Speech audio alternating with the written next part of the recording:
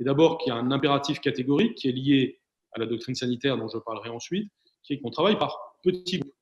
Nous définirons quel est le plafond de ces petits groupes. Il sera peut-être différent pour l'école primaire et pour l'enseignement secondaire, mais ce plafond pourrait être par exemple de 15 élèves.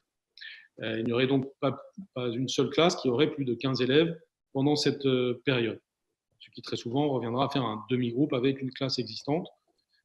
Cela signifierait que nous ferions rentrer à partir de la semaine du 11 mai, et en réalité ce ne serait pas le 11 mai lui-même parce qu'il y aurait une pré-rentrée des professeurs de l'école primaire, mais au cours des jours suivants, nous ferions rentrer les classes de grande section, de CP et de CM2. De même, tous les élèves d'école primaire des écoles où il y a des classes avec moins de 15 élèves, c'est-à-dire en milieu rural, ça représente 65 000 enfants aujourd'hui, pourront rentrer aussi cette semaine-là de manière normale, je dirais, puisqu'ils ont le taux d'encadrement qui convient. Ensuite, on aurait l'enseignement secondaire en semaine 2, c'est-à-dire la semaine qui commence le 18 mai, avec le collège pour lesquels ce serait la classe de 6e et la classe de 3e, puis ainsi que le lycée, la classe de première et la classe de terminale, et enfin le lycée professionnel pour lesquels on commencerait par les ateliers industriels.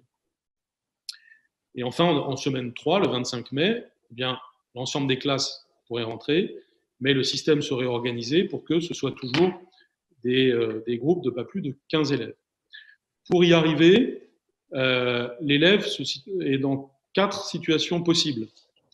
Soit il est en demi-groupe en présence, donc le cas de figure que j'ai décrit, soit il est à distance, donc en tirant tous les enseignements de la période actuelle pour certains élèves qui seront rentrés chez eux, et soit, troisième lieu, il est à l'étude, si la configuration de l'établissement le permet, là aussi avec pas plus de 15 élèves. Quatrièmement, nous proposerons de manière facultative, mais à toutes les communes, d'avoir des activités sportives à côté de l'établissement. Ça peut être dans un gymnase, ça peut être dans un parc, si le temps le permet. Et donc, commune par commune, nous travaillerons à ces accueils.